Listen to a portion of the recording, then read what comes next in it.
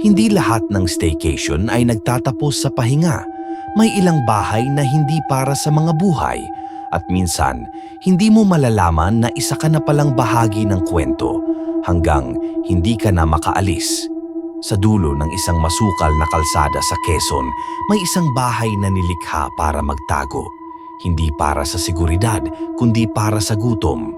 Sa loob ng bakurang iyon, ang oras ay tumitigil at ang sino mang pumasok ay hindi na muling lalabas bilang sila pa rin.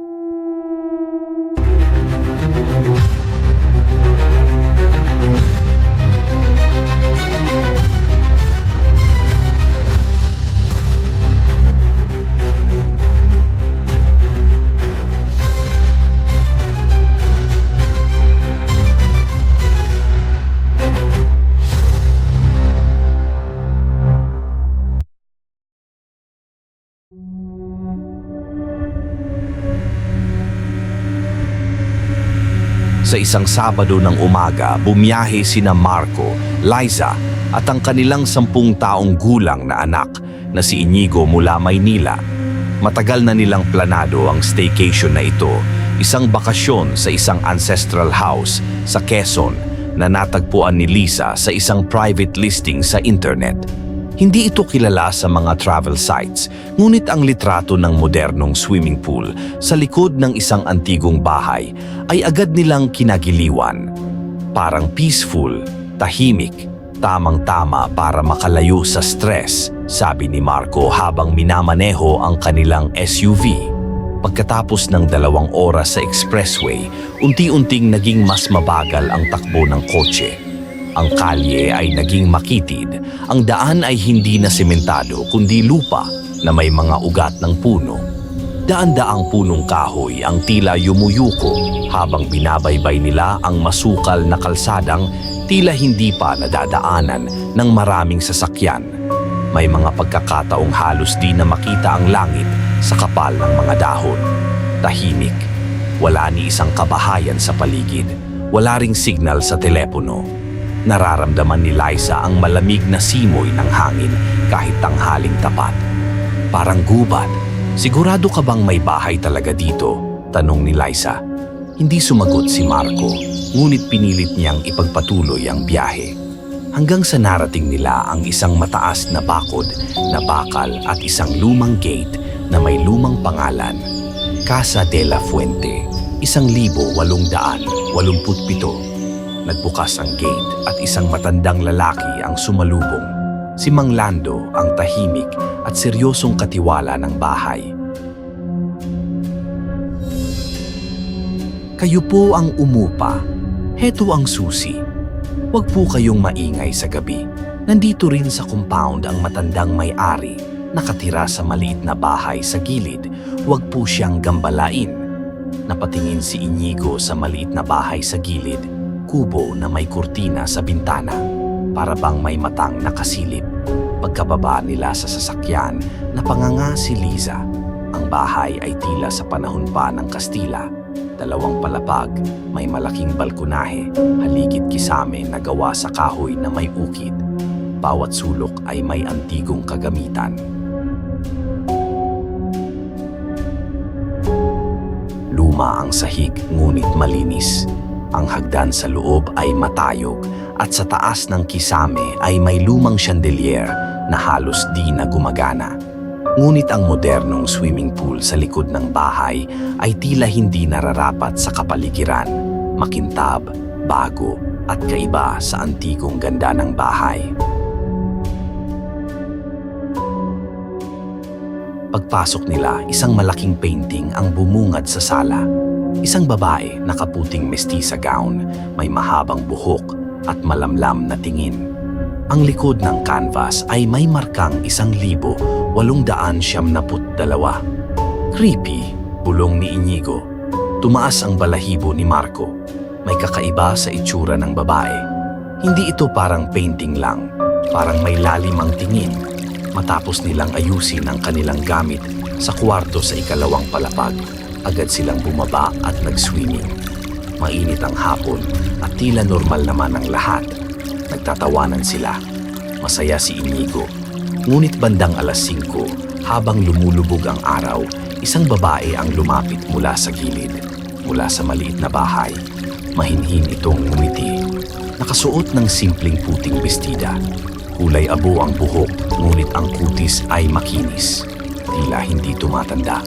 Magandang hapon. Ako si Rosa, anak ng may-ari. Paalala lang, huwag po ninyong bubuksan ang basement. Luma na roon. May mga delikadong gamit. Hindi nila ito kilala, ngunit magalang silang tumango. Umalis na agad ang babae. Pagbalik nila sa loob para maghapunan, biglang napatingin si Marco sa painting. Natigilan. Liza, siya yung babae sa pintura. Si Rosa, hindi pwede. 1,892 payan. Baka kamag-anak lang. Ngunit hindi na nila ito pinansin. Matapos ang hapunan at nang tulog na si Inigo, nagpasya silang puntahan ang basement. Ikaapat na ang silong. Ang pintuan ng basement ay yari sa kahoy na may lumang kandado. Binuksan ito gamit ang susi mula kay Mang Lando. Bumungad ang alikabok at amoy ng lumang gamit. Pa-spiral pababa ang hagdanan at madilim sa ibaba. Pagdating nila sa ilalim, natuklasan nilang hindi ito ordinaryong imbakan. Nandoon ang mga maleta, backpacks, laruan, damit at mga gamit ng mga tao. May mga picture frame na may kasamang Polaroid ng mga mag-asawa. May mga cellphone, wallet, diary. Lahat ng gamit ay parang sa mga taong nagbakasyon. Marco, parang gamit ito ng mga nag-staycation din. Nabuksan ni Liza ang isang maleta.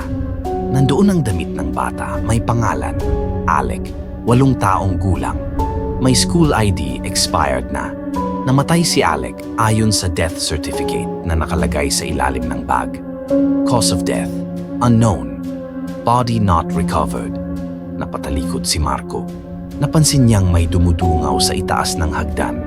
Si Rosa, ngunit iba na ang anyo niya ngayon. Maputla, mahaba ang kuko, pula ang mata. Hindi na ito tao. Akala ko mas matalino kayo, bulong ni Rosa habang unti-unting bumababa. Lahat ng pumupunta rito, hindi na nakakalabas. Pinapakain nila ako. Napaatras si Liza. Si Marco'y hinila si Liza papataas, ngunit tila nagsasara na mag-isa ang pinto sa itaas. Tumakbo si Inigo mula sa taas ng hagdanan. Hawak ang rosaryong ibinigay ng yaya niya. Umalis ka, sigaw ni Inigo. Iniangat ang rosaryo. Napaluhod si Rosa, tila nasasaktan sa liwanag ng rosaryo. Napahiyaw ito, ngunit hindi tuluyang nawala. Umakyat silang mag-anak. Sinubukang takasan ng bahay. Ngunit, pagbukas nila ng front door, wala na ang kotse. Wala na rin si Mang Lando. Wala ang gate. Tila bangungot lang ang lahat. Tumakbo sila palabas ng bahay, ngunit bumalik lamang sila sa mismong sala ng bahay. Parang paikot ang lugar. Napatingin muli sila sa painting. Ang dating imahe ng babae ay nakangiti na ngayon, nakatingin mismo sa kanila. Napatingin si Marco sa paligid. Nakita niya sa isang sulok ang bag nila, ang mismong ginamit nila sa biyahe. Bakit? Nandito na to. Unti-unting humigpit ang hangin. Naramdaman nila ang presensya ni Rosa sa likuran nila. Lumakas ang hangin. Pumatay ang lahat ng ilaw. Tanging kandila sa altar ang naiwan. Mula sa basement, lumabas ang maitim na usok. Tumayo si Rosa at sa boses na hindi na tao, sinabi niya, "Kayo na ang susunod." At mula sa kanyang bibig ay lumabas ang malalim, malagim na halakhak. Sumunod ang mga sigaw. Sigaw ni Marco, sigaw ni Liza, sigaw ni Inigo, hanggang ang sigaw ay napalitan ng katahimikan.